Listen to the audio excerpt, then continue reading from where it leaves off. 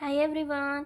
In this quick tutorial, I will show you how to invest in cryptocurrency, specifically Doge, on eToro step by step. First, open the eToro app and log into your account. You will get here.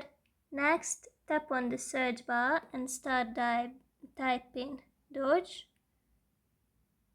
Select it.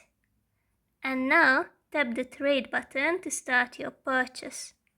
Decide how much you would like to invest, and you can also adjust a few settings, for example stop loss price, which tells eToro to automatically sell your position if its value drops to the certain level, or it's possible to set it after the purchase as well.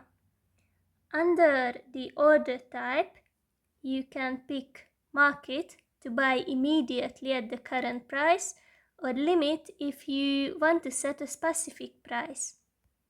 Finally, click on buy, and that's basically it. Go to your portfolio to check your investment by tapping on the pie chart. Please note that this video was only for educational purposes and is not financial or investment advice. Always do your research before making any investment decision. Happy trading, and may the bull market be with you.